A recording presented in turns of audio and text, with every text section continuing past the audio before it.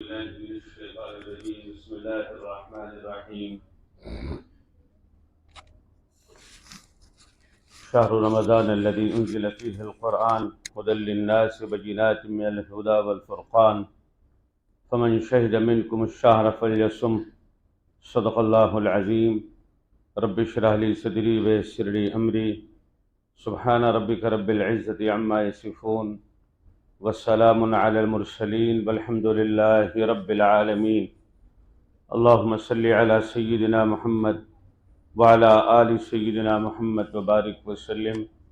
اللهم صل على سيدنا محمد وعلى آل سيدنا محمد وبارك وسلم. اللهم صل على سيدنا محمد وعلى آل سيدنا محمد وبارك وسلم. اللہ کے پیغمبر، نبیوں کے سردار، رحمت دو عالم حضرت محمد مصطفیٰ صلی اللہ علیہ وسلم رجب کے مہینے سے یہ دعا کرتے تھے: اللہم بارک لنا فی رجب و شعبان و بلغنا رمضان. اللہ رجب اور شعبان میں ہمیں برکت عطا فرما اور رمضان کی زندگیاں اور رمضان کی گھڑیاں ہمیں عطا فرما. ہم کو اور آپ کو بھی دعا کرنا چاہیے کہ شعبان جو ابھی چند دن باقی ہے، اللہ اس میں ہمیں برکت عطا فرمائے اور رمضان تک ہمیں اور آپ کو اللہ زندگی عطا فرمائے. رمضان اللہ کا مہینہ ہے، شعبان رسول اللہ صلی اللہ علیہ وسلم کا مہینہ ہے. رحمت عالم صلی اللہ علیہ وسلم نے فرمایا: شعبان شہری، شعبان میرا مہینہ ہے جو مہینہ بھی چل رہا ہے، اور رمضان اللہ کا مہینہ ہے. ہماری اور آپ کی خوش نصیبی ہے کہ ہم آپ زندہ ہیں، اللہ نے بھی حیات دے رکھی ہے. اللہ سب کو صحت و عافیت کے ساتھ زندگی رمضان کی عطا فرمائے. رمضان اللہ کا وہ مہینہ ہے جس مہینے میں پروردگار عالم نے اپنی تمام آسمانی کتابوں کو نازل کیا ہے. ہر بہن، ہر ماں، ہر بیٹی، ہر مسلمان یہ جانتا ہے کہ رمضان میں ہی قرآن اتارا گیا، اور حضرت ابراہیم علیہ السلام کے صحیفے، سیدنا داؤد علیہ السلام کو زبور، حضرت موسیٰ علیہ السلام کو توریت، حضرت عیسیٰ علیہ السلام کو انجیل اسی مہینے میں عطا ہوئی. اللہ نے تمام آسمانی کتابوں کو اور تمام آسمانی صحیفوں کو، ان 4 آسمانی کتابوں کے علاوہ جو اللہ کا پیغام آتا تھا اس کو صحیفہ بولا جاتا تھا. صحف ابراہیم و موسیٰ، اس کا تذکرہ قرآن میں بھی ہے. رمضان اللہ کو کس قدر پسند اور محبوب ہے کہ اللہ نے پورا قرآن لوح محفوظ سے، لوح محفوظ اللہ کی کتاب ہے، دنیا جب سے بنی اور جو کچھ ہوگا ہمیشہ کے لیے اللہ نے لوح محفوظ میں درج کر دیا ہے. آسمان دنیا پر لوح محفوظ سے پورا کا پورا قرآن رمضان کے مہینے میں شب قدر میں اللہ نے نازل فرمایا، اور پھر 23 سال کی مدت میں آسمان دنیا سے اللہ کے نبی صلی اللہ علیہ وسلم کے مبارک سینے پر حسب ضرورت اور اللہ کی منشا کے مطابق قرآن اترتا رہا. حضرت داؤد علیہ السلام کو زبور 12 یا 18 رمضان کو ملی، حضرت موسیٰ علیہ السلام کو توریت 6 رمضان کو، حضرت عیسیٰ علیہ السلام کو انجیل 12 یا 13 رمضان کو ملی. رمضان کو کلام الہی سے پہلے دن سے تعلق ہے، اس لیے رمضان آنے سے پہلے ہماری ہر بہن، ہر بیٹی کو قرآن کی تلاوت کی ترتیب بنا لینی چاہیے. رمضان کا جو سب سے پہلا کام میرے اور آپ کے کرنے کا ہے وہ ہے قرآن سے تعلق پیدا کرنا. اللہ نے رمضان کے روزے اس لیے فرض کیے ہیں، بہت محبت کے ساتھ، بہت خوبصورت انداز میں اللہ نے فرمایا: ایام معدودات، چند دن کی تو بات ہے. جیسے کوئی آدمی کسی مشکل میں ہو تو ہم اس سے کہتے ہیں کوئی بات نہیں، تھوڑے دن کی بات ہے۔ اللہ نے فرمایا شہر رمضان انزل فیہ القرآن، رمضان کا ہی مہینہ وہ ہے جس میں قرآن اتارا گیا، اور اللہ کی طرف سے یہ کتاب ہدایت ہے، اللہ کی طرف سے دلیل ہے۔ جب تم کو رمضان کا مہینہ ملے تو تم روزہ رکھنا، ومن کان مریضا او علی سفر فعدۃ من ایام اخر، لیکن اگر طبیعت خراب ہے، روزہ نہیں رکھا جا سکتا ہے تو بعد میں قضا کر لینا۔ بیماری کے ایام میں جب روزہ رکھنے کی طاقت نہ ہو تو اللہ کی طرف سے چھوٹ ہے۔ اسی طرح سے وہ مسافر جو اپنے روزے کی ترتیب نہیں بنا سکتا، اس کو بھی چھوٹ ہے۔ ابھی یہاں کتاب پڑھی گئی ہوگی، کچھ مسائل آپ کے سامنے آئے ہیں۔ روزے کے مہینے میں مسائل کو جاننا اور سمجھنا بھی ضروری ہے۔ مسائل معلوم نہیں ہوتے، اس کی وجہ سے کبھی کبھی غلطی ہو جاتی ہے اور کفارے تک کی نوبت آ جاتی ہے۔ تو ہمیں دین کو سیکھ کر کے عمل کرنے کی کوشش کرنا چاہیے۔ اللہ ارشاد فرماتا ہے فمن شہد منکم الشہر فلیصم، جب تمہیں رمضان کا مہینہ ملے تو تمہیں روزہ رکھنا چاہیے، اور سفر میں ہو یا بیمار ہو تو بعد میں رکھ لینا۔ پھر قرآن بڑی خوبصورتی سے ایک موقع پر فرماتا ہے ایام معدودات، تھوڑے دن کی تو بات ہے، ایام معدودات، تھوڑے دن کی تو بات ہے۔ ہم اس سلسلے میں اپنی ہر بہن، ہر بیٹی، ہر ماں کو مبارکباد پیش کرتے ہیں کہ رمضان کا جتنا اہتمام اور احترام ہماری بہنیں بیٹیاں کرتی ہیں، وہ مردوں کے مقابل میں مبارکباد کے قابل ہیں۔ لیکن اسی درجے کی شکایت آپ سے ہے کہ آپ کو قرآن کی تلاوت اور قرآن اور ذکر کی فرصت نہیں ملتی ہے۔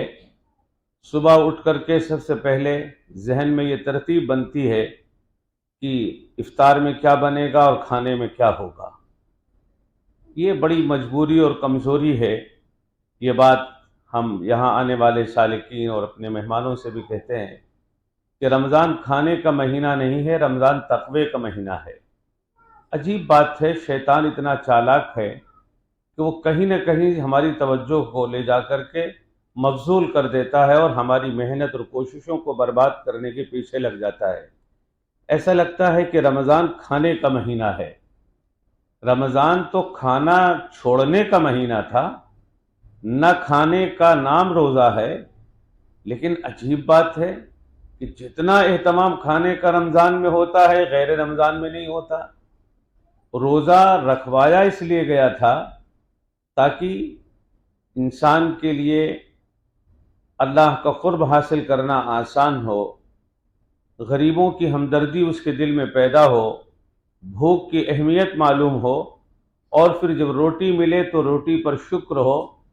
یہ ہمیں آپ سے شکایت ہے بہنوں بیٹیوں سے کہ جن گھروں کے مرد نہیں چاہتے ہیں، ان گھروں کی عورتیں بھی پکانے پر بہت زیادہ توجہ دیتی ہیں۔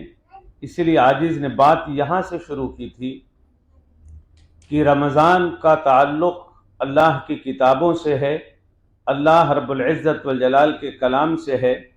توریت، زبور، انجیل اور قرآن مقدس، تمام آسمانی صحیفے حضرت ابراہیم علیہ السلام کے، وہ سب رمضان میں دیے گئے اور اتارے گئے۔ تو رمضان کا تعلق تو قرآن سے ہے، رمضان کا تعلق تو کلام الہی سے ہے، رمضان کا تعلق تو انسان کے قلب و دل سے ہے۔ لعلکم تتقون، تاکہ تمہارے اندر تقوی پیدا ہو جائے، اللہ کی محبت پیدا ہو جائے، دلوں میں جو زنگ لگا ہوا ہے، جو قدورت ہے، جو ظلمت ہے، جو دل کی تاریکیاں ہیں اور گندگیاں ہیں، وہ دھل جائیں اور صاف ہو جائیں۔ تو میری پہلی گزارش آپ سے یہ ہے کہ رمضان کو آپ تلاوت کا مہینہ مانیں اور نہ کھانے کا نام روزہ ہے، اس کا اہتمام کریں۔ اللہ رب العزت والجلال نے ہمیں رمضان کی گھڑیاں دی ہیں۔ انسان رمضان کے ایام میں کھانے پینے سے اللہ نے منع نہیں کیا انسان کو، لیکن اس کو کھانے پینے کا مہینہ نہ بنائیے۔ روزے ہم نے بہت رکھ لیے، لیکن جو برکتیں ہمیں ملنی چاہیے تھی وہ ہم کو نہیں ملی۔ اللہ آنے والے رمضان کو ہمارے لیے برکتوں کا مہینہ بنا دے۔ دوسری چیز جو اللہ کے نبی رحمت عالم صلی اللہ علیہ وسلم نے امت کو بتائی ہیں کہ اگر تم روزے رکھو گے رمضان کے تو اللہ کی طرف سے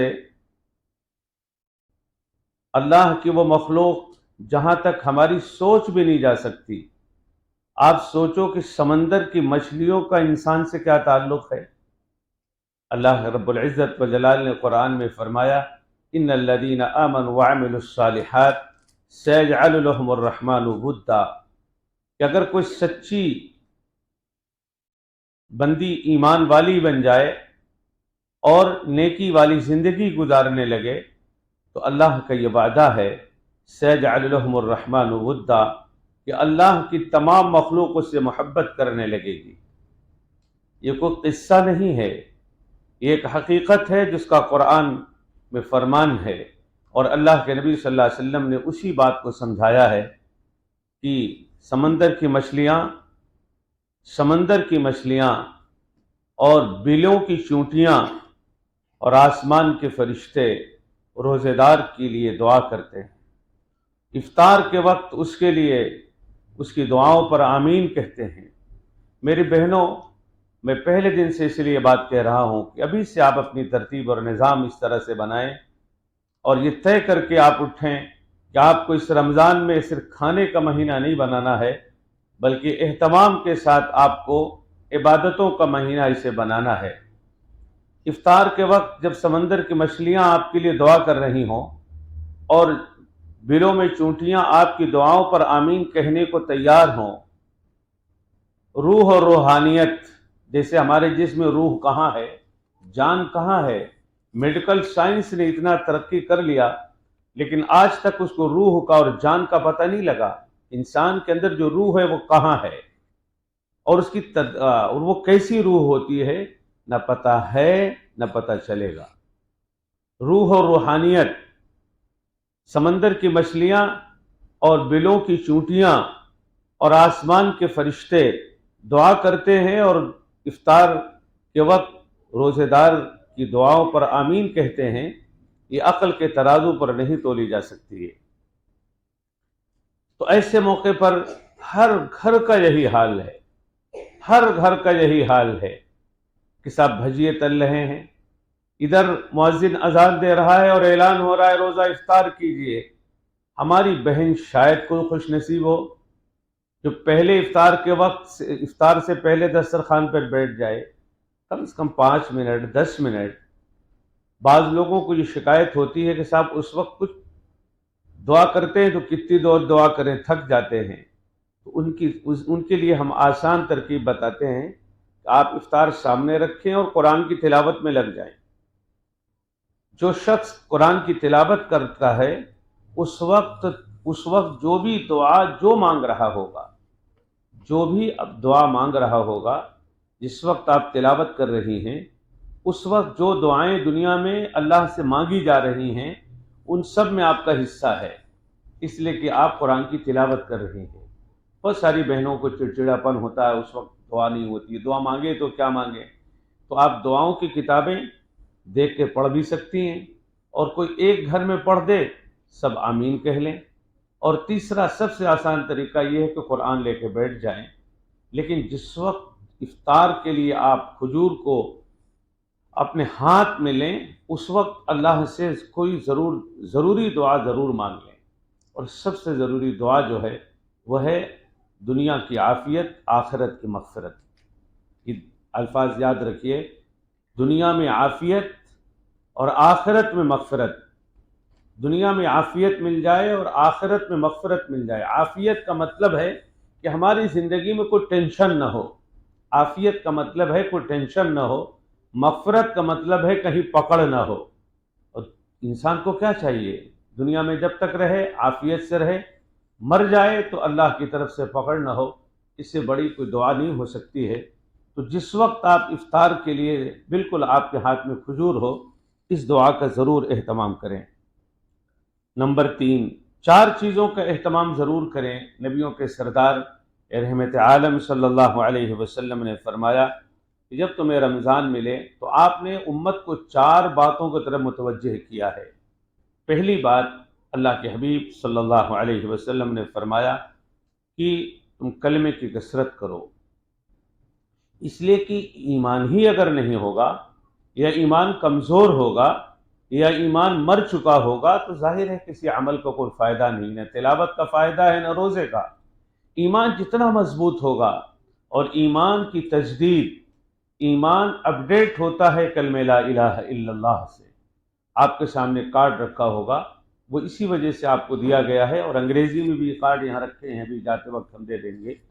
بعض بہنیں شاید عربی نہیں پڑھنی آتی، یا گھر میں بعض بہنیں بیٹیاں ایسی ہوں یا گھر کے افراد ایسے ہوں، تو یہ کارڈ لے کے جائیں، اس میں سب سے پہلے کلمہ لکھا ہے لا الہ الا اللہ محمد الرسول اللہ صلی اللہ علیہ وسلم، اور اس کو پھر 8-10 بار لا الہ الا اللہ، لا الہ الا اللہ، لا الہ الا اللہ، میرا کوئی نہیں اللہ تیرے سوا، میرا کوئی نہیں اللہ تیرے سوا، خدا بندہ مقصود من تو ای و رضائے تو، مرا محبت و معرفت ذوق و شوق خود بدے، میرا کوئی نہیں اللہ تیرے سوا، میں تیرے سامنے جھک رہی ہوں خدا، میرا کوئی نہیں اللہ تیرے سوا، تو ہی میرا محبوب ہے، تو ہی مقصود ہے، تو ہی معبود ہے، تو ہی مسجود ہے، لا الہ الا اللہ۔ 8-10 بار لا الہ الا اللہ، لا الہ الا اللہ، دل میں یہ سوچتے رہیں جو ہم نے آپ سے کہا کہ اللہ ہی میرا محبوب ہے، اللہ ہی میرا مسجود ہے، اللہ ہی میرا خالق ہے، اللہ ہی میرا مالک ہے، اللہ ہی میری بگڑی بنانے والا ہے۔ دوسری بات جو رحمت عالم صلی اللہ علیہ وسلم نے جس بات کی طرف امت کو متوجہ فرمایا کہ رمضان کے مہینے میں دوسری چیز جس کی طرف تمہیں خاص توجہ رکھنی ہے وہ ہے استغفار۔ استغفر اللہ ربی من کل ذنب واتوب الیہ، یہ آپ کے کارڈ میں بڑا بھی استغفار لکھا ہے، اور چھوٹا استغفار بھی، اگر اتنا بڑا یاد نہ ہو سکے تو چھوٹا والا پڑھ لیں، استغفر اللہ ربی، استغفر اللہ ربی، استغفر اللہ ربی، استغفر اللہ ربی، استغفر اللہ ربی۔ اور تیسری چیز جس کی طرف رحمت عالم صلی اللہ علیہ وسلم نے متوجہ فرمایا ہے وہ ہے جنت کا حصول۔ اللہم انی اسألک الجنہ، اللہم انی اسألک الجنہ، یہ الفاظ یاد نہ ہو تو اپنی زبان میں کہیں کہ اللہ جنت دے دیجیے، اللہ جنت دے دیجیے۔ 24 گھنٹے میں کم سے کم 100 بار تو خدا سے مانگیے، اللہ مجھے جنت دے دیجیے، اللہ مجھے جنت دے دیجیے، اللہ مجھے جنت دے دیجیے۔ رمضان کے وہ گھڑیاں جو اللہ کی طرف سے سمندر کی مچھلیوں کو اور بلوں کی چیونٹیوں کو اور آسمان کے فرشتوں کو دعاؤں پر آمین کہنے کے لیے اور استغفار خود کی اللہ بخشش کر دے، مچھلیاں دعا بھی کرتی ہیں، جب ہم 100 بار خدا سے جنت مانگیں گے تو پھر 30 دن میں 100 بار کہیں گے تو 3000 بنتا ہے۔ 3000 میں اللہ رب العزت والجلال ایک آدھ بار تو خدا کے ہاں اگر قبول ہو گئی تو انشاءاللہ بات بن جائے گی۔ چوتھی چیز جس کی طرف اللہ کے نبی صلی اللہ علیہ وسلم نے متوجہ فرمایا ہے وہ ہے جہنم سے پناہ۔ اللہم اجرنی من النار، اللہم اجرنی من النار، اللہم اجرنی من النار، اللہ جہنم سے بچا لیجئے، اللہ جہنم سے بچا لیجئے۔ جب اس دعا کو مانگیں آپ تو آپ تصور کریں آپ کے ہاتھ پہ ایک انگارہ ہے یا آپ کا ہاتھ جل گیا ہے، تو جلنے کی کس قدر تکلیف ہوتی ہے اس کا تصور تو کیجئے، اس کا تصور تو کیجئے کہ جلنے کی کتنی تکلیف ہوتی ہے، کیسے برداشت کر سکتا ہے آدمی؟ کون ہے دنیا میں جو ہاتھ پر اپنے آگ کے انگارے کو رکھ لے؟ جہنم کی آگ تو 70 گنا زیادہ سخت ہے، دنیا کی آگ سے 70 گنا زیادہ جلانے والی آگ ہے۔ اللہ میری حفاظت فرمائے، اللہ ہم سب کی حفاظت فرمائے۔ تو جب آپ دعا کریں تو آنکھ بند کر کے تھوڑی دیر تصور کیا کریں کہ میرے ہاتھ پہ انگارہ ہے اور 1 منٹ کے لیے ہمیں برداشت نہیں ہوا ہے۔ اور قرآن میں اللہ رب العزت والجلال نے فرمایا کلا انہا لظی نزاعۃ للشوی تدعو من ادبر وتولی وجمع فعوا۔ اللہ ارشاد فرماتے جہنم کی آگ تو دلوں کو جلا دے گی، جو اندر دل ہے، اور کلما نضجت جلودہم بدلناہم جلودا غیرہا لیذوقوا العذاب۔ انسان ایک بار جل جائے گا پھر اس کو نئی کھال ملے گی، پھر جلے گا، کلما، جب جب اس کی کھال جل جائے گی، کلما نضجت جلودہم بدلناہم جلودا غیرہا لیذوقوا العذاب۔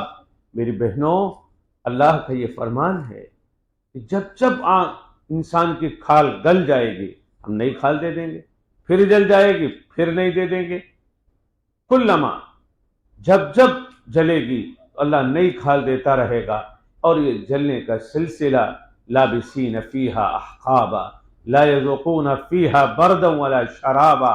اللہ قرآن میں فرماتا ہے لا یذوقون لابسین فیہا احقابا، اس زمانے کی کوئی انتہا نہیں ہے، ہمیشہ ہمیش کا یہ مسئلہ ہوگا، لابسین فیہا احقابا لا یذوقون فیہا بردا ولا شرابا، نہ کوئی ٹھنڈ وہاں محسوس ہوگی، نہ کوئی راحت کی چیز وہاں ملے گی، اور نہ کوئی پینے کی چیز وہاں ملے گی جس سے پیاس بجھ جائے۔ تو پہلی بات، رمضان میں ہم کو یہ اس بات کا اہتمام کرنا ہے کہ یہ مہینہ کھانے کا نہیں ہے، یہ مہینہ کھانے کے چھوڑنے کا ہے۔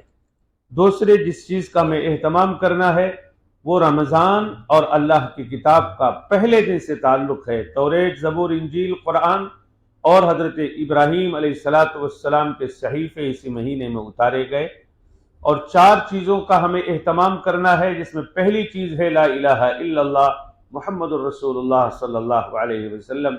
حضرت شیخ نے فضائل ذکر میں ایک روایت کا ذکر کیا ہے، اس عاجز نے پہلے بھی آپ سے کہا ہوگا، اس روایت کو بتایا ہوگا کہ جو شخص لا الہ الا اللہ 70,000 بار، گنتی پھر یاد کر لیں، لا الہ الا اللہ محمد الرسول اللہ صلی اللہ علیہ وسلم، جس ترتیب سے میں نے آپ کو بتایا کہ لا الہ الا اللہ محمد الرسول اللہ، پھر چند بار لا الہ الا اللہ، لا الہ الا اللہ، پھر 8 بار 10 بار کے بعد پورا کلمہ محمد رسول اللہ صلی اللہ علیہ وسلم۔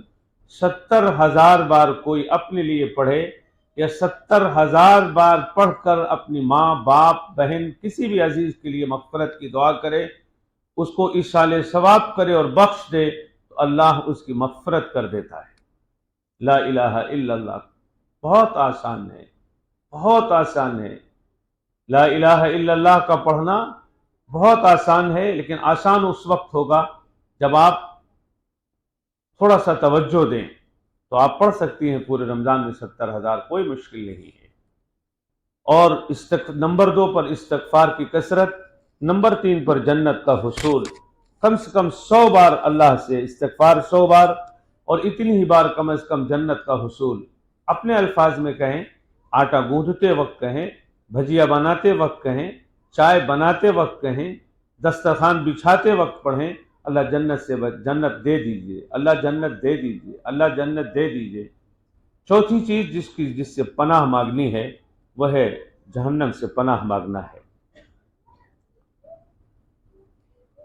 اس کے ساتھ ساتھ رمضان کے مہینے میں جو کچھ اللہ نے دیا ہے، شوہروں کی اجازت سے، اپنے والدین کی اجازت سے، اور اپنے بڑوں کے مشورے سے، جو کچھ بھی آپ کے پاس ہے، کچھ پیسے ہر خاتون کے پاس سیو رہتے ہیں، کچھ اپنی ضرورتوں کے لیے رکھتی ہیں۔ رمضان کے مہینے میں خاص طور سے جو ہماری آسودہ بیٹیاں، بہنیں ہیں، یا مڈل کلاس کی ہیں، اور اللہ نے ان کو نوازا ہے، میں ہمیشہ کہتا ہوں اللہ کے نبی صلی اللہ علیہ وسلم کا یہ فرمان یاد رکھیں، جو بھوکوں کو روٹی کھلائے، ننگے کو کپڑا پہنائے، مسافر کو شباشی کی جگہ دے، اللہ قیامت کے دن اس کو ہولناکیوں سے بچا لے گا۔ قیامت کے دن جو محشر کی کھڑی ہوگی، جس وقت نفسی نفسی کا عالم ہوگا، اللہ اس پر خصوصی مہربانی کرے گا۔ تو رمضان کے مہینے میں اس کا اہتمام کریں کہ جو کچھ آپ کے یہاں بنتا پکتا ہے، چاہے بنا ہوا، چاہے راشن کی شکل میں، اور جو کچھ آپ کے پاس اللہ نے دیا ہے، اس میں سے کچھ نہ کچھ راہ خدا میں ضرور خرچ کریں، اس لیے کہ اس مہینے کو اللہ کے نبی صلی اللہ علیہ وسلم نے غمخواری کا مہینہ کہا ہے۔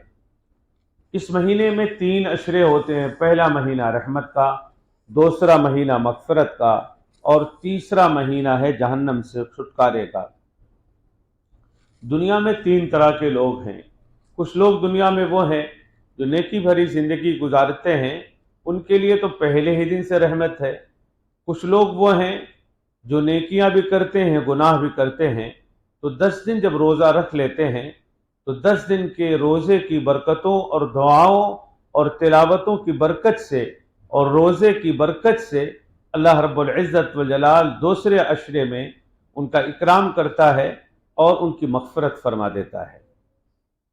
پہلا عشرہ رحمت کا ہے، دوسرا عشرہ مغفرت کا ہے، اور تیسرا طبقہ ان کا ہے جن کی زندگی گناہوں میں گزری ہوتی ہے، نیکیاں کم ہیں گناہ زیادہ ہیں، تو 20 دن جب روزہ رکھ لیتے ہیں، رحمت مانگتے ہیں، پھر خدا سے مغفرت مانگتے ہیں، پہلے عشرے میں رحمت مانگتے رہتے ہیں اللہ رحم کر دیجئے، دوسرے عشرے میں مغفرت مانگتے ہیں کہ اللہ رحم کے بعد اب معاف بھی کر دیجئے، تو تیسرے عشرے میں ان کو جہنم سے چھٹکارا مل جاتا ہے۔ حدیث میں آتا ہے اللہ کے نبی صلی اللہ علیہ وسلم نے فرمایا کہ رمضان کے پہلا عشرہ رحمت کا ہے، دوسرا مغفرت کا ہے، اور تیسرا جہنم سے چھٹکارے اور خلاصی کا ہے۔ آپ کچھ کریں نہ کریں، لیکن اس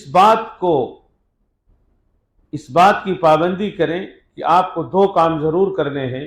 پہلا کام یہ ہے کہ آپ کو اپنی زبان کا صحیح استعمال کرنا ہے اور اپنی زبان سے غیبت نہیں کرنی ہے۔ مجھے کہتے ہوئے تھوڑی سی جھجک بھی ہوتی ہے، اور کہ ہماری بہنیں اس سلسلے میں بہت کمزور ہیں۔ کہیں سے فون آ گیا، فوراً رمضان کا مہینہ ہو یا غیر رمضان کا، فوراً باتیں ادھر کی پورے گھر کی، اور شوہر سے ناراض ہیں تو شوہر کی، اور گھر میں کسی اور فرد سے ان کو کوئی ناراضگی ہے تو اپنی ماں کو بہن کو شیئر کرتی ہیں۔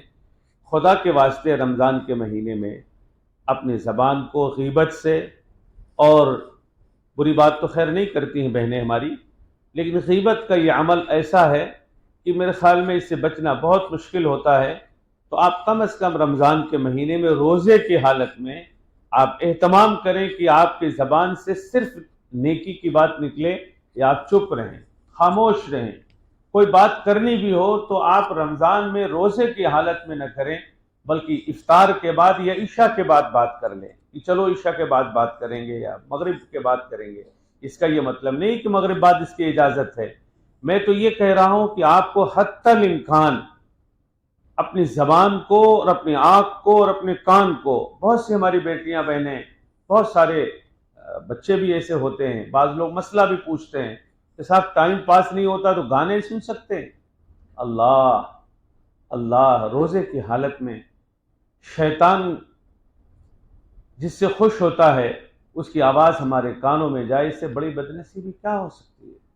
لیکن اس سلسلے میں ہماری بہنیں تو نہیں، یہ حرکت تو نوجوان بچے زیادہ کرتے ہیں، لیکن میں بہنوں سے کہتا ہوں کہ آپ کے اندر جو کوتاہی ہے، آپ ایک روزہ رکھ کے دیکھو، صبح سے سحری سے لے کر افطاری تک، افطاری سے لے کے سحری تک آپ اس کا اہتمام کرو کہ آج ہم کوئی بات ایسی نہیں کریں گے جو خلاف سنت ہو، اور اس میں اب زور سے اپنے بچوں کو کچھ ایسی بات کہنا جو نہیں کہنا چاہیے، کوسنا جس کو بولتے ہیں، کوسنا بھی یہ ایمان والی بیٹی اور ایمان والی بہن کے لیے مناسب نہیں ہے۔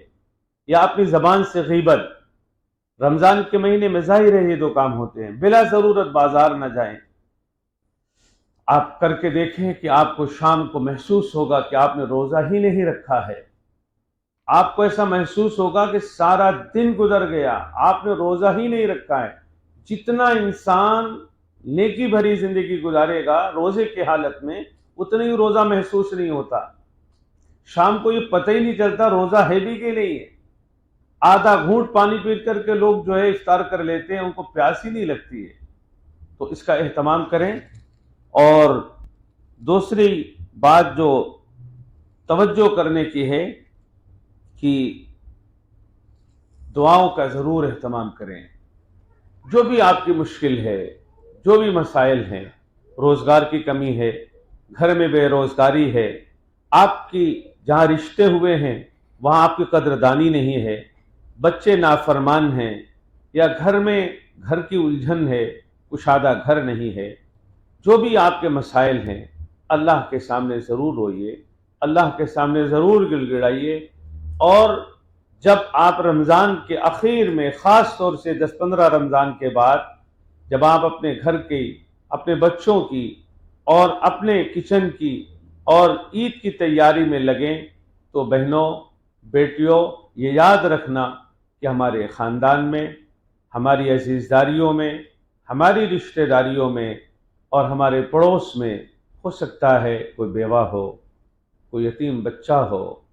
جب کل ہمارے بچے اچھے کپڑے پہن کر، شاندار چپل پہن کر اور چمچماتے کرتے پہن کر، خوبصورت ٹوپیاں لگا کر نکلیں گے، تو یتیم بچہ جس کے باپ کا سایہ نہیں ہے، وہ اپنی ماں سے، جب محلے کے بچے، خاندانوں کے بچے، رشتہ داروں کے بچے ایک دوسرے سے کہتے ہیں کہ میرے کپڑے آ گئے، یا میں کپڑے فلاں جگہ سے لے آؤں گا، میرا کپڑا فلاں برانڈ کا ہے، یا فلاں جگہ سے میرا کپڑا آیا ہے یا آئے گا، تو آپ دل پہ ہاتھ رکھ کر کے بتاؤ، وہ بچہ اپنی ماں سے پوچھتا ہے، امی میرے کپڑے کون لائے گا؟ وہ ماں اپنے اس یتیم یا معصوم بچے کو، جس کی عمر 4 سال، 5 سال، 7 سال ہے، جو یتیمی کو نہیں جانتا ہے، وہ اپنی ماں سے جب پوچھتا ہے، تو اس کی ماں اس کو کیا جواب دے گی؟ کیسے کہے گی کہ بیٹا صبر کرو، میں بیوہ ہوں، تم یتیم ہو؟ کن لفظوں کے ساتھ اس کو صبر کی تلقین کرے وہ بیوہ؟ تو کوشش کریں کہ ہر خاتون اپنے ہر عزیزداری میں، اپنی رشتہ داری میں، اپنے پڑوس میں اگر بیوہ ہے یا انتہا درجے کی غریب خواتین ہیں، تو ڈھنڈورا نہ پیٹیں اور دکھاوا نہ کریں۔ پہلی بات تو ہمیں دھیان نہیں رہتا، ہماری توجہ نہیں رہتی، صرف انسان اپنی فکر کرتا ہے۔ یاد رکھو، وہ یتیم کے تڑپ اور بیوہ کے آنسو ہمارے لیے مشکل نہ کھڑی کر دیں۔ بہنوں، بیوہ ہونا اور اسی طرح سے یتیم ہونا، یہ اللہ کا فیصلہ ہے۔ اللہ جس کو چاہے بیوہ کر دے، جسے چاہے یتیم کر دے، جسے چاہے بیوہ کر دے، جسے چاہے یتیم کر دے۔ حضرت آمنہ جو اللہ کے رسول صلی اللہ علیہ وسلم کی والد ماجدہ ہیں، وہ بیوہ تھی۔ رحمت عالم صلی اللہ علیہ وسلم یتیم تھے۔ بہت ساری ہماری بہنیں کبھی کبھی تانا دے دیتی ہیں کہ تو ایسی تھی اسی لیے بیوہ ہو گئی، اسی لیے تیرے بچے یتیم کر دیے گئے۔ میں آپ سے پوچھتا ہوں، حضرت آمنہ کو کیوں بیوہ بنایا گیا؟ میرے آقا سب نبیوں کے نبی امام رحمت عالم صلی اللہ علیہ وسلم یتیم پیدا کیے گئے۔ اس طرح کی بات ہرگز نہ کریں، اس طرح کی بات ہرگز نہ کہیں۔ یتیموں کا درد جانیے، بیواؤں کا درد پہچانیے، اور خود اپنے لیے اور اپنے بچوں کے لیے تیاری کرنے سے پہلے، رمضان کی تیاری ہو یا عید کی، وہ بیوہ یاد رہے، وہ یتیم یاد رہے، وہ غریب یاد رہے، وہ لاچار یاد رہے، اس کے آنسو یاد رہیں، اور یہ سوچ کر کہ خدایا تو ہمیں بھی اس حال میں کر سکتا تھا، اللہ تو نے نہیں کیا۔ دوسری بات، یا ایھا الذین آمنوا لا تبطلوا صدقاتکم بالمن والاذی کالذی ينفق مالہ رئاء الناس ولا یؤمن باللہ والیوم الآخر فمثلہ کمثل صفوان علیہ تراب فاصابہ وابل فترکہ صلدا۔ قرآن کریم میں اللہ نے فرمایا کہ ایمان والو اور ایمان والیوں، اپنے نیکیوں کو، اپنے صدقات کو، اپنے خیرات کو، کسی کی مدد کو، کسی کو ایک جوڑا دیا ہے اس جوڑے کو، کسی کو نوالا دیا اس نوالے کو، کسی کو پیسے دیے ہیں تو اس پیسے کو ضائع نہ کرو، برباد نہ کرو، بالمن والاذی، احسان جتا کر یا دل دکھا کر۔ اگر آپ نے کسی کے ساتھ کچھ کیا ہے تو زندگی میں بھول جانا اس کو، احسان کبھی مت جتانا، اور کوئی ایسا عمل ہم سے نہ ہونے پائے جس سے اس کا دل دکھ جائے یا اس کا اظہار ہو جائے۔ میں بھی چند دن پہلے ایک سفر میں تھا، خواتین کی ایک مجلس تھی، تو ہمارے پاس بہت سمجھدار اور باشعور لوگ، انہوں نے کہا کہ خواتین میں آپ کو یہ بات ضرور کہنی چاہیے تھی کہ خواتین میں یہ کمزوری ہے۔ انہوں نے کہا کہ خواتین میں یہ کمزوری ہے، حالانکہ وہ کافی آسودہ انسان ہیں اور بہت خرچ کرتے ہیں، بہت خرچ کرتے ہیں، یعنی اکثر ایسا ہوتا نہیں ہے لیکن کسی کو پتہ نہیں چلتا۔ وہ کہتے ہیں کہ خواتین کو یہ ہدایت ضرور کرتے رہنا چاہیے، تو میں نے ان سے کہا کہ حکم تو اللہ کا سب کے لیے ہے، آپ خواتین ہی کی بات کیوں کرتے ہیں؟ مردوں کی بات بھی کرنا چاہیے۔ قرآن نے تو مردوں کو بھی مخاطب کیا ہے، عورتوں کو بھی مخاطب کیا ہے، تو یہ سبق ہمیں بھی یاد رہے، میری بہنوں اور بیٹیوں، یہ سبق آپ کو بھی یاد رہے۔ جب بھی کوئی نیکی کریں یا کسی کو کپڑا جوڑا دیں یا صدقہ زکوٰۃ دیں تو آپ لا تبطلوا صدقاتکم بالمن والاذی، تو احسان نہ جتائیں اور دل نہ دکھائیں۔ ساتھ ساتھ یہ مسئلہ بھی یاد رکھیں، اپنی سگی بہن کو، اپنے سگے بھائی کو، اپنی سگی پھوپھی کو، سگی خالہ کو، جو بھی آپ کے بلڈ کے رشتے ہیں، بس ماں باپ کو، دادا دادی کو، اسی طرح سے اپنی اولاد کو اور اولاد کی اولاد کو، یعنی جن سے ہم ہیں یا جو ہم سے ہیں، جن سے ہم ہیں یا جو ہم سے ہیں، ان کو زکوٰۃ نہیں دی جا سکتی ہے، اور اپنے بہن بھائی کو بھی زکوٰۃ دی جا سکتی ہے، اور زکوٰۃ کے لیے زکوٰۃ بتانا بھی ضروری نہیں ہے۔ یہ یاد رکھنا کہ سب سے پہلے اپنے بلڈ کے رشتے ہیں، اپنے رمضان اور عید سے پہلے ان غریبوں، مسکینوں اور رشتہ داروں کو ضرور یاد رکھنا۔ اللہ رب العزت و جلال نے اس مہینے کو غمخواری کا مہینہ بنایا ہے، لیکن دینے کے بعد یہ بھی یاد رکھنا کہ احسان جتا کر، دل دکھا کر ضائع مت کر دینا۔ قرآن نے اس کی ایک مثال دی ہے۔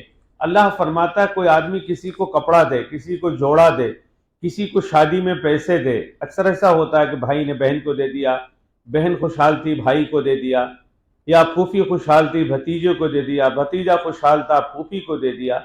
اگر اس طرح کے رشتوں میں کوئی کسی کو دے یا عام غریب کسی کو دے دے، اور اس کے بعد یہ کہے کہ فلاں موقع پر میں نے تمہیں دوا کے لیے پیسے دیے تھے، تم نے بھلا دیا، تم احسان فراموش ہو۔ ہم جو کسی کے ساتھ نیکی کرتے ہیں تو اس کا اجر اللہ سے چاہتے ہیں، ہمیں کسی بندے سے نہیں چاہیے۔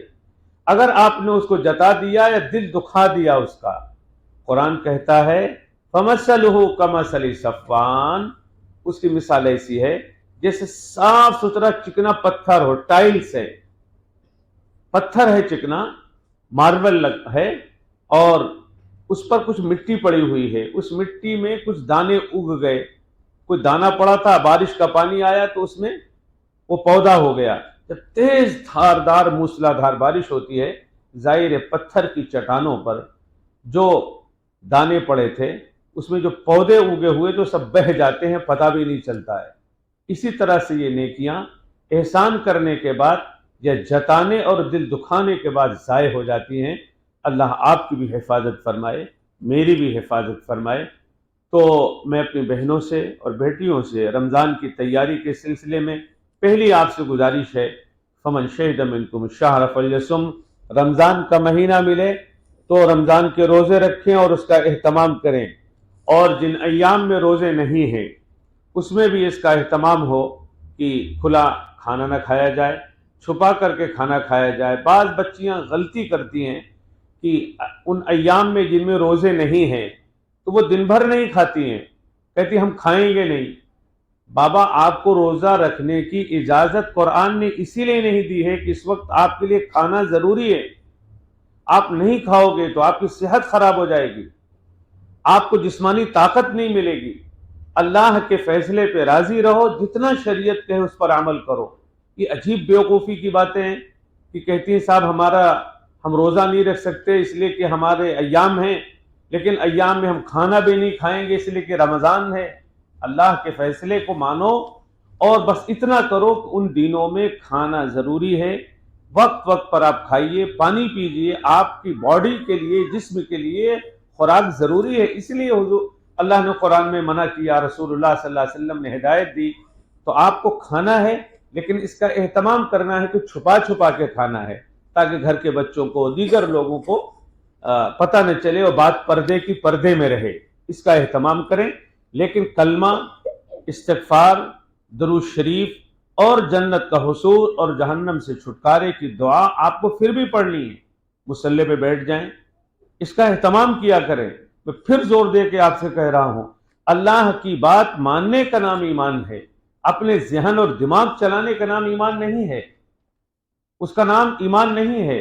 جو اللہ کہے اس کو مان لو، اور جو اللہ منع کر دے جس چیز سے اس کو مان جاؤ، اسی کا نام شریعت و سنت ہے اور اسی کا نام ایمان کامل ہے۔ تو دوسری بات، ہمیں قرآن کی تلاوت کثرت سے کرنا ہے۔ بہت ساری ہماری بیٹیاں یہاں بیٹھی ہوں گی، بہنیں بھی ہوں گی جو شاید قرآن نہیں پڑھی ہوئی ہیں۔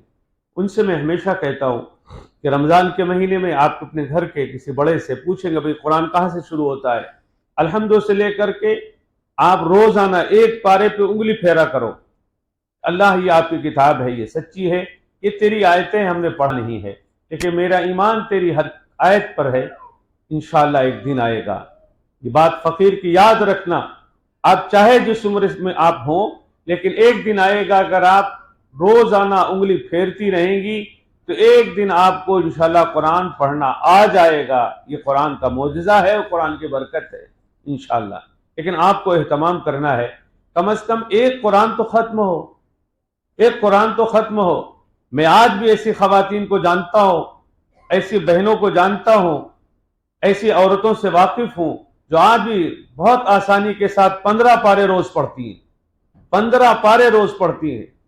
بعض خواتین کو میں جانتا ہوں جو پہلے رمضان سے 10 پارے کی تلاوت کرتی ہیں، ایسی بہنوں کو جانتا ہوں جو 20 پارے پڑھ لیتی ہیں، لیکن 15 پارے 10 پارے یہ تو بہت ساری خواتین ایسی ہیں۔ لیکن یہ وہ لوگ کرتے ہیں جن کو کچن سے زیادہ اپنے قرآن سے شغف اور تعلق ہوتا ہے، ان کو سب سے زیادہ فکر اس کی ہے کہ میرے مرنے کے بعد میری قبر میں مجھے اکیلے سونا ہے، میری قبر میں اور کوئی نہیں سوئے گا، مجھے اکیلے سونا ہے، میری زندگی کا حساب مجھ سے مانگا جائے گا، میری زندگی کا حساب میرا رب مجھ سے مانگے گا۔ میری بہنوں، آپ کو رمضان میں اس کی پوری تیاری کرنی ہے اور کلمہ کثرت سے پڑھنا ہے۔ آپ ایک ٹارگٹ طے کریں، آپ کے پاس ایک کارڈ رکھا ہے جس میں کلمہ ہے، استغفار ہے، درود ہے اور یا سلام و یا مؤمن ہے، اور اسی طرح سے یا رحمان یا رحیم یا ہادی یا اللہ ہے۔ آپ کو اور چیزیں تو 100 بار پڑھنا ہے، لیکن اس میں کلمہ اور استغفار، یہ دو چیزیں جو ہیں آپ کو ٹارگٹ بنانا ہے روزانہ کہ مجھے اتنا روز پڑھنا ہی پڑھنا ہے۔ آج اگر آپ مان لیجئے 1000 روز کلمہ پڑھنے کا آپ نے ٹارگٹ بنایا، نہیں پڑھ پائیں تو کل آپ اس کو 1200 کرو، آج کا 200 جو ہے اس کی بھی قضا کرو۔ جب تک آپ منزل نہیں طے کرو گی، 2-4 قدم چلنے کو چلنا نہیں کہتے، 2-4 قدم چلنے کو چلنا نہیں کہتے، 2-4 قدم چلنے کو چلنا نہیں کہتے، منزل تک جو نہ پہنچے اسے رستہ نہیں کہتے۔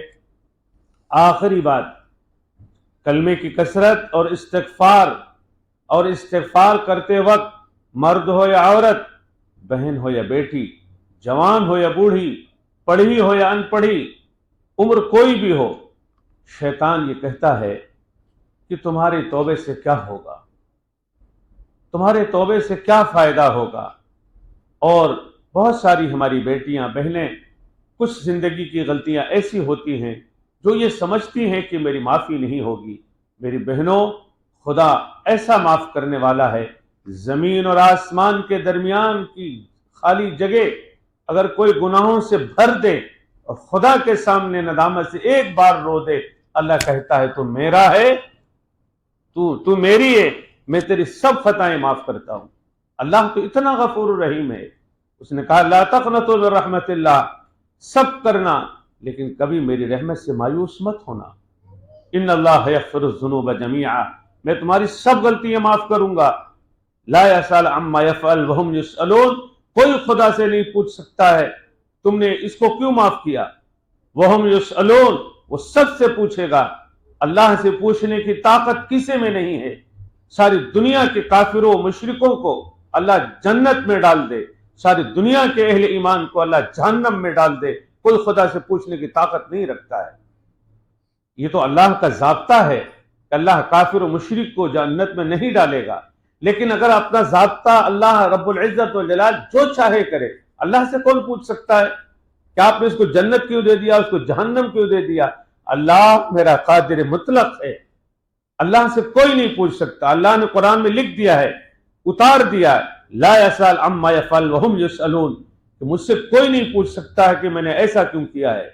وهم يسألون، ہاں اللہ سب سے پوچھے گا، جس سے چاہے گا پوچھے گا، جس کو چاہے وہ معاف کر دے، جس کو چاہے وہ سزا دے دے، جسے چاہے سلطان بنا دے الہی، جسے چاہے در در پھرا دے الہی۔ اللہ کو طاقت ہے اور قدرت ہے۔ ہاں میری بہنوں، اللہ کے غضب سے، اس کی پکڑ سے اور اس کے غضب سے ڈرنا چاہیے۔ جب اللہ کو غضب آتا ہے، اللہ کی پکڑ آتی ہے، تو اللہ ایسی سزا دیتا ہے کہ کوئی چھڑا نہیں سکتا ہے۔ اس دنیا میں خدا سزا دیتا ہے اور دنیا دیکھتی ہے، اور دنیا کی عبرت ہم نے اپنی آنکھوں سے دیکھی ہے۔ اللہ رب العزت والجلال نے رمضان کا مہینہ دیا ہے، لیکن اس مہینے میں چند لوگ وہ بد نصیب ہیں جن کی بخشش نہیں ہوگی۔ جو ماں باپ کو ستائے گا، ماں باپ کی نافرمانی کرے گا، اس کی بخشش نہیں ہوگی، خدا نے بتا دیا ہے۔ جو دل میں کینے اور حسد رکھے گا، اس کی بخشش نہیں ہوگی۔ جو عادی ہوگا شراب کا، اس کی فائل روک دی جائے گی۔ اللہ کا ضابطہ ہے، اللہ لیکن چاہے جس کو چاہے بخش دے، یہ تو اس کی مہربانیوں پر ہے۔ اللہ کے پکڑ سے بچنا چاہیے، اللہ کی پکڑ سے بچنا چاہیے۔ میں پھر دوہرا رہا ہوں یہ بات کہ شیطان ہمارا دشمن ہے، ہمارے دل میں ڈالتا ہے کہ تم کیا توبہ کرتی ہو، تم کو پھر نیکی نماز نہیں پڑھنی ہے، تم کو پھر نیکی بھری زندگی نہیں گزارنی ہے۔ ایسی ہو سکتا ہے دل میں شیطان کسی کے دل میں وسوسہ ڈال دے، تو یاد رکھیں شیطان کے منہ پہ تماچا مارے اور لا حول ولا قوت الا باللہ پڑھیں، اپنے ہر کام میں بسم اللہ پڑھیں۔ رمضان سے آج سے شروعات کریں، ہر بار ہر کام کو بسم اللہ سے کریں، اللہ کے رحمت سے کبھی مایوس نہ ہو۔ اللہ رب العزت والجلال کے بارگاہ میں ہمیشہ دست بدعا رہیں، اللہ سے اپنی ایمان کی اور اپنی ایمان کی حفاظت کی اور اپنی عصمت کی حفاظت کی دعا مانگتی رہا کریں۔ رمضان اللہ نے دیا ہے، اس کی برکتوں سے اللہ ہم سب کو مالا مال فرمائے، اللہ ان باتوں کو قبول فرمائے۔ جو کارڈ آپ کے سامنے رکھا ہے، اس کارڈ کو روزانہ 100 بار یا رحمان یا رحیم اور 100 بار رب اغفر لی اور 100 بار یا رحمان یا سلام یا مومن، اور جو کلمہ اور استغفار ہے لکھا ہوا ہے، اس کو آپ کو کم از کم 200 بار پڑھنا ہے۔ اللہ مجھے بھی عمل کی توفیق دے اور آپ کو بھی عمل کی توفیق دے۔ میں توبے کے کلمات پڑھتا ہوں، میرے ساتھ توبے کے کلمات پڑھیں۔ بسم اللہ الرحمن الرحیم، لا الہ الا اللہ محمد رسول اللہ، آمنت باللہ وملائکتہ وکتبہ ورسلہ والیوم الآخر والقدر خیرہ وشرہ من اللہ تعالی والبعث بعد الموت۔ آمنت باللہ کما ہوا باسمائہ وصفاتہ وقبلت جمیع احکامہ۔ اشہد ان لا الہ الا اللہ واشہد ان محمدا عبدہ ورسولہ۔ استغفر اللہ ربی من کل ذنب واتوب الیہ۔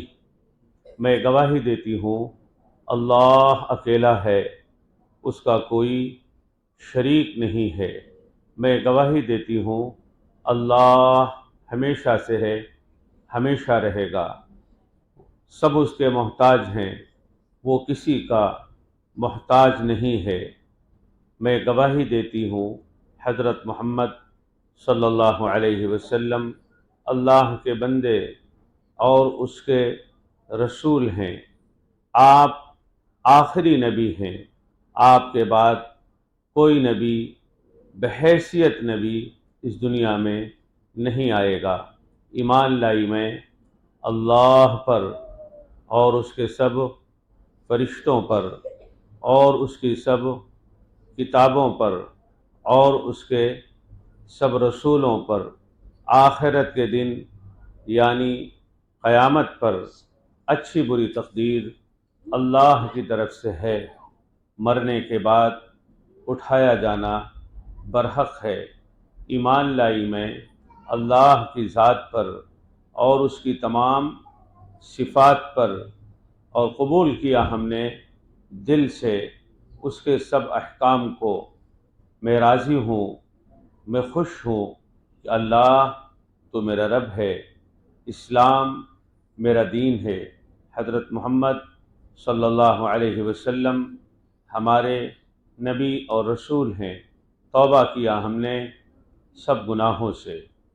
جو یاد ہیں، جو بھول گئے، چھوٹے بڑے، صغیرہ کبیرہ، سب گناہوں سے ہم نے توبہ کیا۔ اللہ اللہ اللہ، ہماری توبہ قبول فرما۔ اللہ اللہ اللہ، ہماری توبہ قبول فرما۔ اللہ اللہ اللہ، ہماری توبہ قبول فرما۔ اللہ، اس توبے کی برکت سے ہماری زندگی کی خطاؤں کو معاف فرما، آئندہ نیکی والی سنت والی زندگی گزارنے کی توفیق عطا فرما۔ ان کلمات کے کہنے سے آدمی توبہ طائب ہوتا ہے۔ تھوڑی دیر کے لیے آنکھ بند کر کے، سر جھکا کر کے، بائیں طرف سینے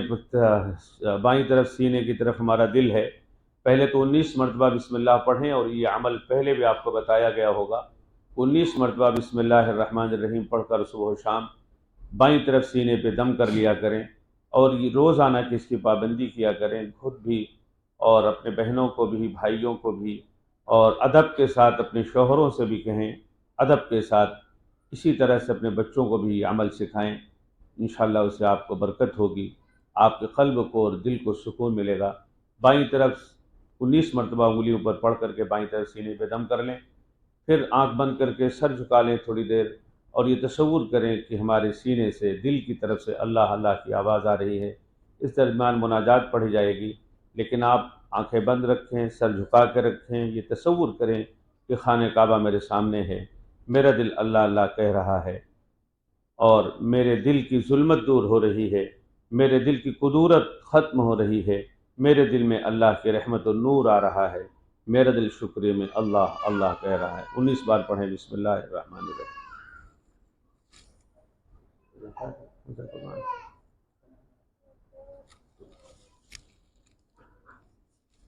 بسم اللہ بسم اللہ بسم اللہ